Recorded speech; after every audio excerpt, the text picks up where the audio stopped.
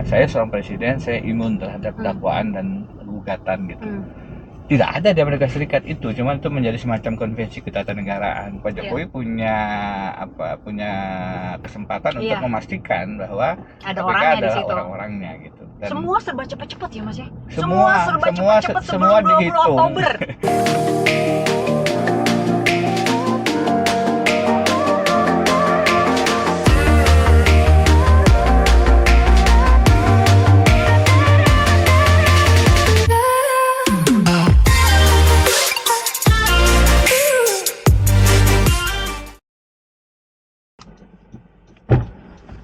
Aku di mana? Di sini dong. Siap. Gimana Mas Denny? Alhamdulillah Mbak, apa kabar? Alhamdulillah. Sehat Mbak. Kemarin datang ke hotel ya? Iya datang. Kok nggak ketemu ya? Aku lihat Mas Denny. Iya, Mbak. Habis dari mana sih? Kalongan. Oh, apa? Acara apa? Enggak, sekarang saya domisili pindah ke Kalongan Mbak. Loh. Oh. Karena mertua di sana. Kan udah agak sepuh-sepuh ya. Emang Mas Denny kelahiran Pekalongan? Bukan, istri. Sekarang lebih banyak naik kereta Jakarta Pekalongan. Private jet aja Mas.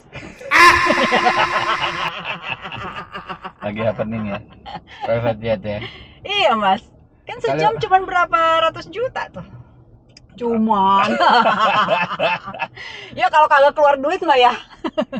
Kalau di Kalimantan Selatan udah sejak lama itu masalah private jet, haji-haji yang kayak batu bara ya. Itu ya biasa, pakai private jet, punya private jet juga nggak cuma satu. Itu mah pengusaha biasa, kalau anak presiden gimana?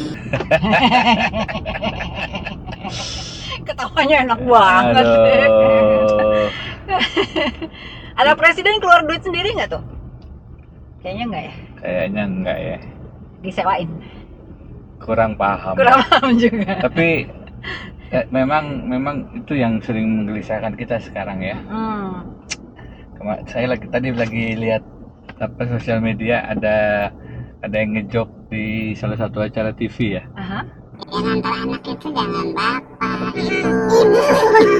Bapak antar anaknya jadi wakil presiden bapak itu. Itulah. Terutama hukum Mbak, aduh. Ini lihat tadi situasi kan, begini. Mas ini kan pas masuk sebenarnya saya udah lama gitu kan. Kalau Mbak mengikuti dari sejak Melbourne, nah ini nih baru aku buka nih. Oh iya. 25 Juni 2023. Mas Denny di Melbourne lagi mancing atau apalah gitu kan? Iya. Iya udah agak lama. Kok tulisannya kayak agak keras waktu itu ya. Di saat orang belum keras gitu. Itu aku capture, tapi intinya seperti itu. Mas Denny bilang seperti itu. Oh iya. Aku bacain sedikit ya. Jokowi adalah dalam kurung masalah kita. Kan maksudnya Jokowi adalah kita, tapi masalah kita. Itu pertengahan 2023 loh. Mas Denny udah nulis kayak begitu. Dan titik 2 wajib diberhentikan. Memang. Waktu itu Mas Denny udah ngomong kayak gitu. Di 2023 ya? Iya, Juni 2023. Di akhir, saya kan pulang biasanya kalau lebaran, karena bolak-balik Melbourne Jakarta ya, kantor di Melbourne sama di Jakarta. Jadi pas pulang keliling-keliling, ketemu teman-teman, ketemu wartawan, ketemu teman-teman konsultan politik, ketemu teman-teman LSM, ketemu teman-teman media, ketemu teman-teman partai. Itu pas pulang, itu pas habis lebaran itu 2023, saya ingat, wah ini kondisi sudah tidak baik-baik saja. Dan waktu itu saya menulis satu artikel agak panjang, rangkuman dari beberapa informasi itu. Dan kemudian dapat respon bahwa itu memang apa yang terjadi, tapi tidak banyak yang mengungkapkan. Nggak banyak orang yang mau bicara waktu itu. Waktu itu belum berani ya, masih takut ya kayaknya orang-orang. Ditegur sama teman-teman karena dianggap terlalu keras gitu ya. Saya bilang kondisinya memang tidak baik-baik saja. Jadi saya mengatakan ya Pak Jokowi sudah melakukan langkah-langkah, terutama pada saat dicari cawe-cawe ya. Cawe-cawe, saya bilang ini sudah tidak bisa dibenarkan karena tidak ada presiden kemudian masuk wilayah pemilu, bahkan berusaha menentukan siapa pemenang pemilu. Itu secara konstitusi melanggar prinsip pemilu jujur dan adil. MK mengatakan tidak terbukti. Saya mengatakan bukan berarti tidak terjadi. Jadi saya lebih sepakat dengan 3 dissenting opinion Hakim Konstitusi. Iya, iya, iya, Dari iya, iya. Isra, ini Nurbaningsih, Prof. Arif. Menurut saya kalau buktinya diminta semacam apa beyond reasonable doubt pidana ya, waktu speedy trial yang cuman 14 hari ya tidak memungkinkan. Ya. Jadi sejak lama memang kegelisahan itu saya suarakan. Saya kemudian sempat demo, walaupun waktu itu karena hari kerja nggak banyak, mendadak gitu. Ya. Pagi lagi apa bicara Pak Jokowi ada di sini, saya bilang ya kita demo aja. Akhirnya beberapa teman sedikit demo, saya tulis tuh stop dinasti apa Jokowi don't cawe-cawe, stop dinasti. Itu udah kayak gitu ya, setahun yang lalu kan? Bulan pertengahan tahun 2023 lah. Dan saya sudah bicara kenapa harus diberhentikan, karena banyak pelanggaran konstitusi, bahkan pelanggaran pidana yang cenderung koruptif, yang layak untuk menjadi pasal-pasal impeachment artikel pada presiden. Itu 2023. Sekarang kan 2024, berarti nambah banyak nih. Ya kan? Nambah banyak masalah. Makin kelihatan bahwa presiden sebenarnya epicentrum dari persoalan-persoalan kebangsaan dan ketatanegaraan kita. Bukan hanya prosedural tata negara ya, tapi saya katakan kan ada Muldoko Gate waktu itu. Bayangkan Muldoko Gate itu ada upaya untuk mengambil alih Partai Demokrat. Ya. Partainya loh. Sedangkan yang namanya Nixon, Watergate, itu Partai Demokrat di sana diupayakan disadap supaya mengetahui strategi pemilunya pada saat menjelang pilpres. Jadi mau disadap aja, itu sudah menyebabkan Nixon akhirnya terpaksa mundur karena kasus tidak otonomnya partai disebabkan intervensi presiden. Iya. Kalau Pak Jokowi mengatakan beliau tidak tahu kepala staf presidennya berusaha untuk mengambil alih Partai Demokrat, kan aneh aja. Jadi kalau menyadap saja sudah menyebabkan presiden di Amerika itu akhirnya terpaksa mundur, ini mau mengambil alih partai. Sekarang kita lihat itu terjadi ke Golkar, banyak partai kemudian tidak lagi otonom. Itu kaitannya dengan otonomis kemerdekaan partai politik.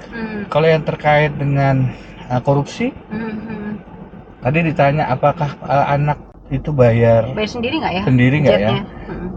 Ada itu laporan KPK dari Ubaidillah Badrun yang pada intinya mengatakan ada uang sedemikian besar, sekitar 100 miliar lebih, yang diterima anak-anak Jokowi untuk modal usahanya. Kaisang, Gibran, betul, harus dibuktikan. Sebenarnya di situ laporannya lengkap tuh. Ada uang masuk. Pertanyaannya, uang sedemikian besar masuk dari kelompok-kelompok bisnis. Itu apakah murni untuk bisnis ataukah sebenarnya ada pengaruh ini anaknya presiden yang diajak berbisnis? Dan apakah itu murni bisnis ataukah itu karena presiden, kalau konsepnya trading by influence, itu terjadi ke Pak Irman Gusman. Itu masuknya gratifikasi apa enggak sih, Mas? Ya, atau konsepsinya bisa macam-macam. Ada yang bilang gratifikasi, ada yang bisa lihat suap, ada yang bilang trading by influence, tapi kan tidak diproses tuh laporan itu. Langkah-langkah KPK-nya memang kan kita lihat setelah undang-undang perubahan KPK-nya, perubahan undang-undang KPK-nya disahkan, kan memang KPK-nya nyungsep nih. Apalagi kemudian dimasukkan pimpinan-pimpinan yang bermasalah yang sampai sekarang menjadi tersangka kan, Pak Firly Bahuri. Tapi poinnya ada masalah pidana, ada masalah pelanggaran konstitusi, intervensi ke partai politik. Pelanggaran konstitusi yang paling nyata kan putusan 90. Ya. Tapi pelanggaran-pelanggaran kalau dijumlahin banyak nih Mas Denny. Banyak banget, Mbak. Nah, kalau dari sisi hukum tata negara banyak banget. Kalau orang biasa gitu kan, orang biasa kan cepat banget tuh diprosesnya gitu. Tapi kalau yang ini kan kayak seperti tidak tersentuh apa-apa gitu, Mas. Pelanggaran itu ada konsekuensi kan sebetulnya. Saya lagi nulis, mungkin terbit judulnya Presiden Tidak Kebal Hukum. Lagi saya kirim ke satu media nasional. Di situ saya jelaskan bahwa tidak ada kekebalan hukum terhadap siapapun termasuk presiden. Kan awal Juli kemarin Joe Biden, Presiden Amerika Serikat, mengusulkan 3 amandemen Konstitusi Amerika Serikat. Yang pertama adalah menghilangkan kekebalan hukum seorang presiden, yang sekarang digunakan oleh Donald Trump. Dia Kita ini, punya kekebalan hukum seorang presiden. sebentar, Donald Trump itu Oke. punya 4 dakwaan dan kemudian jadi 88 tuntutan tuh, saking banyaknya. Dan dia menggunakan soal argumentasinya di pengadilan, saya seorang presiden, saya imun terhadap dakwaan dan gugatan gitu. Tidak ada di Amerika Serikat itu, cuman itu menjadi semacam konvensi ketatanegaraan. Jadi kemudian Joe Biden minta untuk itu dihilangkan. Di kita lebih tidak ada lagi, tapi memang ada keeuhan politik, ada kekhawatiran jika seorang presiden bisa dengan mudah didakwa pidana atau digugat perdata, maka kita akan menjadi kebiasaan yang terus berlanjut. Itu terjadi, kekhawatiran itu terjadi di Amerika Serikat. Tapi menurut saya paling menarik di putusan Amerika Serikat itu, Anda mengatakan boleh presiden itu dikebal sepanjang dia melaksanakan tugas dan kewenangannya, dan kalaupun tidak di dalam batas kewenangannya, di batas luar, outer perimeter, masih dalam kewenangannya tapi di batas luar. Saya bilang kalau di batas luar masih di dalam kewenangan presiden. Persoalannya kalau sudah di luar batas. Jadi kalau outer perimeter, MA bilang itu presiden masih kebal lah. Tapi kalau sudah di luar batas, nah bagi saya apa yang dilakukan yang terhormat Presiden Jokowi, tetapi harus kita hormati sebagai presiden karena kita tidak bicara seorang orang kelembagaan, tapi kita bicara nilai-nilainya yang sedang ditabrak itu ya. Tidak boleh nilai-nilai melanggar konstitusi, membegal konstitusi, nepotisme, dinasti, koruptif, itu dibenarkan siapapun presidennya. Yang dari pengalaman sebelumnya sih, presiden sebelumnya nggak pernah tuh ada yang kena pelanggaran, misalnya sudah melakukan sebuah pelanggaran tapi kan nggak ada yang diproses juga, Mas. Betul. Jadi di Amerika Serikat sekalipun impeachment itu tidak pernah terjadi, karena yang nyaris itu kan Andrew Johnson, itu di votingnya hampir nyaris, cuma salah 1 suara dia bisa diimpeach. Kemudian Richard Nixon sebelum diimpeach mundur duluan. Bill Clinton itu sampai masa akhir jabatannya meskipun ada Lewinsky Gate dan lain-lain tidak pernah diimpeach juga. Kemudian Donald Trump dengan berbagai kontroversinya juga tidak dapat diimpeach. Juga, betul. Itu di Amerika Serikat. Di kita ya tidak ada pasal impeachment yang diberlakukan kepada presiden. Nyaris kepada Presiden Gus Dur ya. Tapi kan beliau kemudian berhenti atau diberhentikan lah sebelum masa jabatannya berakhir. Tapi bukan karena pasal impeachment juga, belum berproses waktu itu dengan Bullock-Gate dan Bruno-Gate. Tapi poinnya adalah memang di negara-negara yang sistem presidensial, impeachment terhadap presiden itu jarang terjadi. Jarang karena orang masih menganggap ya jangan sampai terlalu mudah lah presiden diganggu kerjanya. Bisa jadi juga kan ada lawan politik yang seorang presiden jadi di luar batas kekuasaannya. Kan bisa jadi juga ada presiden yang masih kerja kemudian terganggu ke bisnis atau lawan politiknya, terus bikin karakter assassination, bisa juga begitu. Tapi pada sisi yang lain, kalau ternyata presidennya sendiri yang sumber masalah, bergerak bukan di batas luar tetapi di luar batas, ya harus diambil langkah-langkah serius menurut saya. Karena jangan sampai kemudian karena konsep immunity, presidential immunity, kekebalan presiden, kemudian dia bisa melakukan apa saja. Banyak juga yang kayak gini nih, Mas, nggak usah lah presiden sampai harus menghadapi kasus-kasus hukum karena nama baik Indonesia di mata internasional kayak gitu kan, sampai kali kan kayak gitu juga. Dulu pada saat saya mengirimkan pesan berhentikan Presiden Jokowi hampir setahun yang lalu itu bilang udah tinggal setahun lagi. Terus pada saat menjelang pemilu ada yang bersuara sama kerasnya, beberapa rekan sama bantahannya udah bentar lagi. Nah sekarang apalagi ada tuntutan yang lebih nyaring, tinggal kurang dari 2 bulan lagi. Saya bilang sejak dulu sebenarnya sudah disuarakan ini, makin kesini makin tidak relevan karena persoalan waktu. Tetapi pada sisi yang lain relevansinya juga bisa diperdebatkan dalam konteks tadi. Tidak boleh siapapun bisa dengan mudah membegal konstitusi, menunjukkan nepotisme, menghadirkan dinasti, melawan demokrasi, kemudian tidak mendapat sanksi apa-apa gitu. Lagi-lagi bukan persoalan kepribadian atau pribadi Pak Jokowi, atau siapapun presiden, yang kita lawan adalah, kalau saya mengutip rekan FC Bola Fatah, Jokowisme. Nilai-nilainya yang tidak boleh kita biarkan. Khawatir ditiru oleh yang berikut-berikutnya. gitu ya, Benar, Mas, ya? benar. Kalau kita tidak melakukan langkah-langkah bahwa ini tidak benar, ini sudah ada di batas luar, sudah kelewat batas, maka mesti ada langkah-langkah sanksi, apapun bentuk sanksi itu yang diberikan, bukan karena like and dislike, tapi lebih karena kita ingin menegakkan konstitusi kita, demokrasi kita, negara hukum kita yang tercabik-cabik nih dengan perilaku cawe-cawe dan sejenisnya ini. Akan nggak kira-kira di Indonesia nih siapa yang akan mengajukan duluan?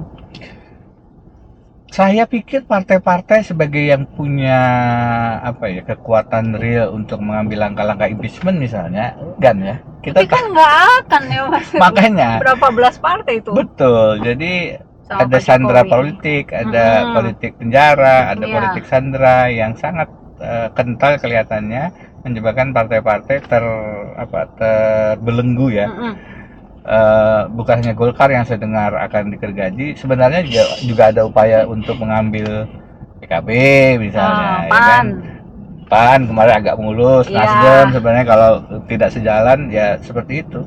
Saya menulis di Melbourne, saya menulis beberapa puisi, salah satunya korupsilah dalam pelukan koalisi. Kalau masih dalam koalisi tidak ada kemungkinan sanksi-sanksi atau kasus-kasus hukum yang muncul. Tapi kalau misalnya sudah bergerak di luar, maka ada operator-operator politik yang diduga dari istana yang kemudian melahirkan kasus-kasus. Itu Jadi, kan kalau dibilang, maaf mas aku potong, itu kan kalau dibilang kalau masih di dalam koalisi gitu kan. Karena kan koalisinya tinggal berapa bulan lagi gitu ya, Mas ya. Kurang dari 2 bulan. Setelah itu koalisinya pasti kan akan ada perubahan tuh, geseran-geseran gitu ya, Mas ya. Jadi kelihatannya beberapa partai ini wait and see. Nggak sedikit loh yang sebenarnya punya catatan terhadap Pak Jokowi. PDIP pasti sekarang. Gemes. Golkar saya pikir beberapa elit kekuasaannya itu juga gemes pasti juga gemes. Terutama mereka yang meniti dari bawah tuh. Pak Erlangga walaupun bagaimana pasti punya catatan. Partai Demokrat yang pernah akan dibegal itu enggak juga kemudian tenang-tenang saja, punya catatan juga. Kemudian partai seperti Nasdem, partai seperti PKB dan seterusnya, saya pikir punya catatan. Dan kalau ini kemudian membesar, tidak tertutup kemungkinan kalau tidak sekarang, karena situasinya barangkali tinggal sebentar lagi, setelah gitu. Dan kalau bicara konsep presiden, kekebalan presiden atau presidential immunity tadi, ya dia tidak bisa memayungi seorang presiden yang sudah selesai masa jabatannya. Jadi konsep presidential immunity itu berlaku selama dia melaksanakan tugas-tugasnya di masa jabatannya gitu. Setelah itu tidak berlaku. Tidak. Ya kalau dia melanggar atau membegal konstitusi ya nggak bisa. Jadi dia tidak bisa kemudian mengatakan saya imun terhadap proses hukum, tapi yang dilakukannya sebenarnya adalah bukan kegiatan atau tindakan kepresidenan yang dijamin konstitusi, atau bahkan tindak pidana kejahatan, nggak bisa dia imun. Apakah akan terjadi sesuatu setelah Pak Presiden Jokowi turun? Kelihatannya beliau berusaha untuk tidak ya. Kalau melihat dari gerakan-gerakan beliau gitu ya. Makanya beliau ingin punya pengaruh juga terhadap presiden terpilih. Makanya beliau juga masih punya keinginan, punya akses terhadap pemerintahan lewat anaknya. Harusnya tidak ya. Kelihatannya itu yang akan menjadi misteri nih. Setelah 20 Oktober, apakah presiden terpilih Prabowo masih akan di bawah bayang-bayang Presiden Jokowi atau akan menunjukkan bahwa he is the real presiden yang lebih independen. Itu yang ditunggu-tunggu. Kalau misalnya bayang-bayang lewat mana ya, Mas ya? Kan partai juga nggak ada. Beliau kalau anaknya ya wakil lah gitu. Yang lain kan gubernur lah, mungkin Bobi ya. Dari mana berarti dia bisa punya taji? Ada beberapa analisis ya yang sebenarnya satu wilayah, ada wilayah politik, ada wilayah hukum. kalau wilayah politik biarkan teman-teman politik lah ya. Oke. Wilayah hukum ya di samping pengaruh wakil presiden yang saya pikir juga akan diberikan ruang terbatas oleh presiden terpilih Pak Prabowo. Kalau wilayah hukum dugaan yang muncul ya lagi-lagi adalah politik sandera dan politik penjara. Ada informasi bahwa Pak Prabowo, Partai Gerindra juga punya Masih persoalan-persoalan dipegang hukum yang ya bisa menjadi kartu di sisi Pak Jokowi. Tapi kan beliau sudah tidak ada pengaruh lagi. Terus lewat mana dia keluarin kartunya? Makanya sekarang yang menarik kan penegak hukum ini seberapa jauh nanti Kapolri yang merupakan orang tawaran dekatnya Presiden Jokowi akan tetap berlanjut atau Pak Prabowo akan menggantinya? Atau akan menggantinya. Saya pikir pada waktunya akan diganti. Tapi kapan tuh menjadi menarik. Makin cepat berarti makin punya ruang independensi Pak Prabowo-nya. Iya. Yang kedua yang tidak kalah penting adalah KPK. Sekarang KPK sedang proses seleksi dan berakhirnya itu di November. Dan masih ada pengaruh Pak Jokowi di situ. Nah, panselnya kan pansel Pak Jokowi nih. Iya. Iya kan? Iya. Orang-orang yang dipilih kemungkinan nanti pada saat diajukan ke DPR akan didorong terpilihnya pada periode sekarang. Paling tidak dengan demikian Pak Jokowi punya kesempatan untuk memastikan bahwa ada KPK orangnya adalah di situ. Orang-orangnya gitu. Dan semua serba cepat-cepat ya Mas ya. Semua dihitung. Oktober. Semua dihitung salah satunya untuk membangun ruang aman tadi bagi Presiden Jokowi menurut saya. Karenanya memang sepanjang itu masih dalam koridor hukum, dalam batas-batas konstitusi. Ya kita bisa terima, tapi kalau sudah melakukan pembegalan konstitusi, membajak MK, termasuk putusan 90, membajak KPK, sehingga bisa dimanfaatkan sebagai lembaga yang tunduk pada kepentingan-kepentingan atau agenda-agenda politik, ya nggak bisa dibiarkan, karena sangat berbahaya kalau hukum, konstitusi kemudian dijadikan strategi pemenangan kan? Mas, selain kepolisian, KPK, terus mana lagi nih? Yang mungkin masih ditanamkan kalau aparat penegak hukum yang lain kan kejaksaan agung, MK, iya betul. Masih ada pengaruh. Saya pikir masih diupayakan ya, meskipun sekali lagi menjelang masa berakhirnya sihir kepresidenan itu pasti berkurang lah, akan bergeser kepada presiden terpilih. Saya menduga ada beberapa kemungkinan pertama nanti Presiden Prabowo akan lebih independen dan kemudian keluar dari skenario Presiden Jokowi. Apapun itu, apakah politik atau hukum. Yang kedua skenarionya ya masing-masing kemudian memberi ruang nyaman. Presiden Jokowinya aman, Presiden Prabowo-nya nyaman. Ya sudah, itu equilibrium barunya. Dan kalau itu yang kemungkinan terjadi, karena politik biasanya ruang-ruang kompromi, ya sebenarnya yang menjadi korban adalah negara hukum. Karena pelanggaran-pelanggaran yang sekarang terjadi itu menurut saya sejak 1 tahun lebih yang lalu sudah saya suarakan bisa menjadi pintu masuk pemberhentian Presiden Jokowi sebenarnya. Ya, walaupun sekarang itu nggak akan terjadi lah ya kalau pemberhentian gitu ya Mas ya. Karena kan kelihatannya sih begitu, karena masih ya tunggulah, sekarang tinggal 57 hari lagi. Hari ini kan udah mulai pendaftaran nih ke KPU gitu. Jadi kemungkinan sih kalau pemberhentian nanti akan ada tanggalnya gitu kan. Iya, jadi kalau diturunkan sebelum 20 Oktober itu kalau secara hukum menjadi lebih rumit karena prosesnya. Kalau kita tahu kan Undang-Undang Dasar mengatakan mulai di DPR, kemudian mengajukan ke MK, MK-nya 60 hari udah lewat waktunya, baru kemudian dikembalikan ke MPR kalau memang MK-nya mengatakan ada impeachment artikel yang terbukti gitu.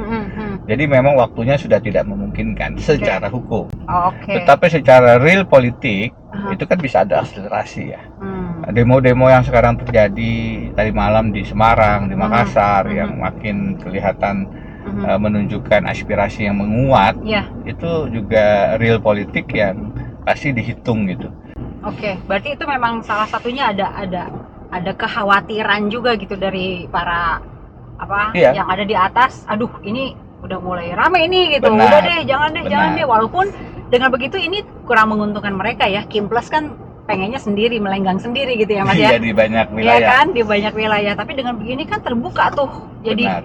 banyak yang bisa ngusung sendiri-sendiri walaupun tidak menguntungkan. Itu salah satu yang terpaksa harus diambil daripada ekskalasinya. Karena Kim. bacaan informasi, bacaan Hmm. intelijennya saya duga Ya. menunjukkan ini perlawanan tidak bisa dianggap kecil. Oke. Saya berdiskusi dengan beberapa tokoh-tokoh juga dan mengatakan, wah ini nggak bisa main-main. Ini serius, ini kalau tidak diambil langkah-langkah yang hati-hati, yang benar, maka eskalasinya bisa mengarah ke penggulingan pemerintahan. Jadi kelihatannya itu dibaca dan kemudian diambil langkah cepat untuk membatalkan pembegalan putusan MK. Ya. Dan saya dan kawan-kawan yang concern dengan masalah hukum tata negara, ada namanya CALS, Constitutional and Administrative Law Society. Itu ketuanya sekarang, ketua presidiumnya B. Fitri Susanti, ada Jana Arifin Motar, ada Ferry Amsari, saya dan kawan-kawan itu bersepakat bahwa ya harus tidak berhenti hanya di agenda membatalkan RUU Pilkada versi parlemen. Terus kemana lagi? Ya ini harus dikawal terus karena yang sudah terjadi pembegalan konstitusi itu sudah lama gitu. Ini sekarang aja momentumnya kena dapat dalam satu hari DPR mencoba melawan, dalam satu hari masyarakat kemudian juga menunjukkan kamilah pemegang dolar rakyat, kami yang harus menyelamatkan konstitusi. Tapi sebenarnya kan pembegalan konstitusi sudah terjadi sejak lama, lewat cawe-cawe, lewat putusan 90, Mahkamah KK, lewat putusan umur Mahkamah AD. Dua-duanya soal umur nih. Di Gibran soal batas umur 40 tahun. Betul. Di Kaisang soal batas umur 30 tahun. Jadi itu sudah terjadi sejak lama.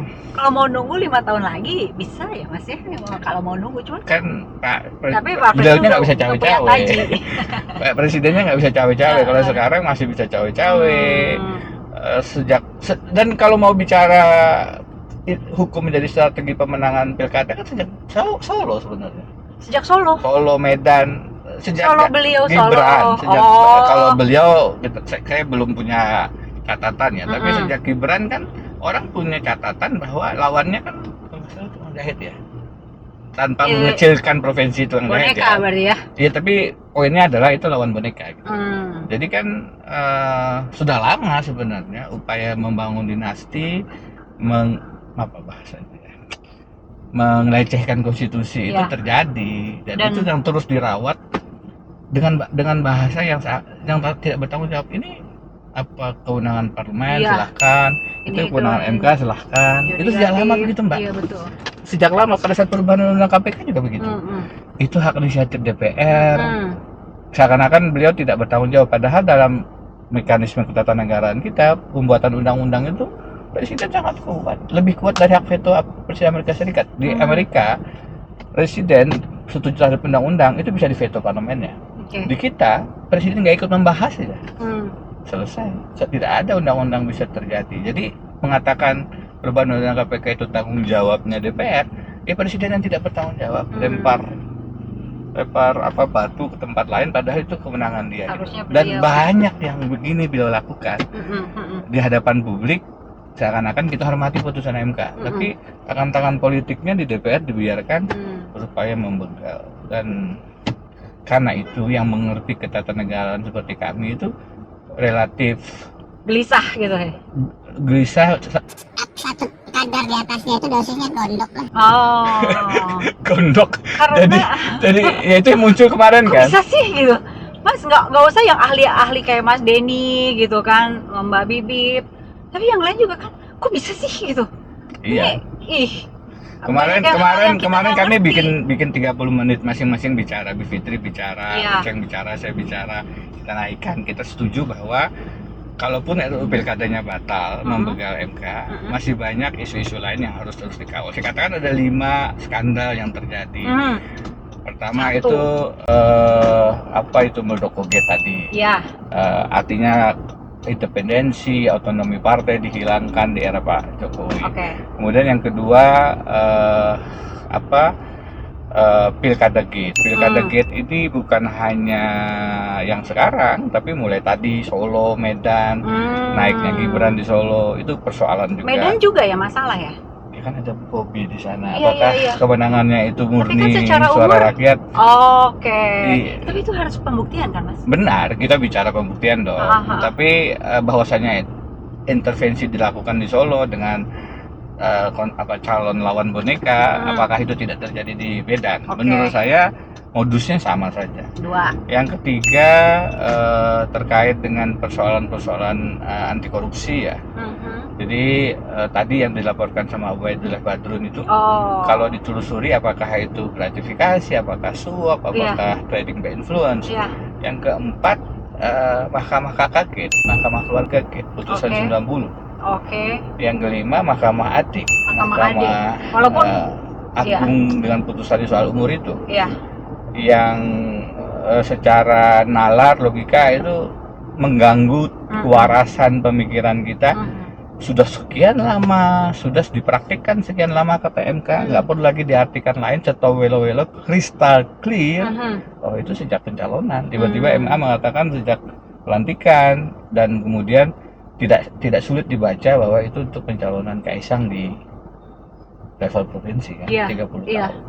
Jadi ini semua, yang sebenarnya kaitannya dengan cawe-cawe gate sih, saya mengatakan itu yang juga mengganggu betul, karena tidak ada dasar konstitusionalitas manapun presiden bisa ikut menentukan siapa calon presiden yang beliau dukung, bagaimana cara memenangkannya, karena akan membuat lapangan pertandingan menjadi tidak setara. Dari 5 ini yang Mas Denny bilang, entahlah nanti setelah pergantian kekuasaan gitu ya, ini yang bisa menaikkan ini ke level yang lebih tinggi, maksudnya ya mulailah dilaporkan apakah hanya DPR atau bisa orang biasa, masyarakat biasa. Kalau kayak Mas Denny pernah melakukan kan beberapa. Kalau impeachment kan udah selesai. Jadi kan Presiden Jokowi sudah selesai, nggak bisa diimpeach lagi. Nggak bisa. Ya, jadi tapi kita kan masih pola-pola gitu. Betul. Kan begini, langkah hukum kepada presiden itu kan 2. Langkah hukum sebagai presiden, sanksinya diberhentikan sebagai presiden, kan disebut dengan impeachment. Nanti kalau setelah presiden selesai 20 Oktober 2024 itu jadi nggak relevan. Ya kan? Yang kedua adalah langkah hukum kepada pribadi seseorang yang menjabat presiden. Nah, kalau yang ini tadi kan yang impeachment yang bisa menginisiasi ya secara resmi DPR, ke MK, ke MPR itu gitu kan. enggak. Ini sudah enggak karena sudah selesai beliau kan. Tapi yang kedua terhadap pribadinya bisa siapa saja menggugat. Gugatan ijazah palsu bisa berlanjut, laporan tindak pidana korupsi Ubaidillah Badrun mungkin bergulir. Kemudian ramai banget dong. Iya, kalau kemudian ada yang menginisiasi dan partai-partai politik yang kemarin, saya agak heran Pak Jokowi kenapa ngambil langkah-langkah itu. Yang mana? Yang iya, misalnya masuk ke wilayah rumahnya Golkar. Karena bagi saya itu kan membangun musuh-musuh politik ya, yang sedikit banyak. Tapi kan beliau memang perlu menduduki sebuah rumah gitu. Iya, tapi dengan membangun banyak musuh. Padahal pada saatnya beliau sudah tidak lagi jadi presiden. Sekarang orang mungkin saja diam karena melihat kekuatan presidennya sihir presidennya masih kuat. Tapi apakah akan diam setelah presiden tidak lagi menjabat? Nah, kan persoalan tuh. Dari obrolan kita selama nggak tahu berapa menit itu ya, perjalanan dari Gambir ke sini. Ini kan ya banyak kegelisahan masyarakat gitu ya, termasuk mereka yang turun ke jalan. Ada juga yang nggak turun ke jalan tapi lewat sosial media juga rame. Ada juga yang mungkin ya udah diam-diam aja karena takut mungkin. Tapi pada kekecewaan terhadap beliau itu kayaknya semakin menggumpal. Semakin banyak orang yang merasakan hal yang sama gitu. Mau didiamin atau mau melakukan sesuatu, Mas Denny? Tadi ya kita punya dilema iya. Dilemanya itu udah mau selesai ini ngapain sih? Atau nanti kalau sudah selesai sudahlah. Nah gitu. Itu kan rata-rata. Itu kan ada pemikiran begitu. Udahlah, udah nggak presiden ini, udah mengganggu. Satu sisi begitu, betul. Gitu. Pada sisi yang lain dilemanya adalah ini apa masih di dalam batas luar tadi, outer perimeter kata Mahkamah Agung Amerika Serikat pada saat memutuskan Nixon versus Amerika Serikat. Jadi Emma bilang masih dapat imunitas, masih di batas luar itu dia tindakannya itu. Atau sebenarnya sudah di luar batas tadi. Itu yang menilai nanti siapa, berarti? Ya itu kan bisa satu persepsi, bisa jadi putusan pengadilan ya. Tapi poin-poinnya adalah kalau saya ditanya, sebenarnya ini di luar batas. Belum pernah ada presiden dengan cetowel-wel mengatakan ya saya mau cawe-cawe terhadap pilpres, terhadap walaupun pemilu. dari ucapan tidak pernah terdengar gitu Iya. kan tindakan kelihatan. Kalau dalam ketemuan dan teman-teman Pemret kan mengatakan untuk cawe-cawe untuk kepentingan bangsa dan negara, kan begitu kan? Pada saat dimaknai oleh Pak Pramono sama yang lain-lain dari lingkungan istana kan itu. Tapi kepentingan bangsa dan negara atau kepentingan keluarga? Iya. Jadi mana negara, mana keluarga, menurut saya ini ada di luar batas, bukan di batas luar. Karena itu memang pertanyaan sejarahnya, apakah akan ada sanksi, apapun sanksinya, apakah sanksi sosial, apakah sanksi konstitusional, apakah sanksi kriminal, itu memang menjadi kalau sosial tantangan. udah dirasakan ya Mas ya? Nah, sosial mungkin sudah.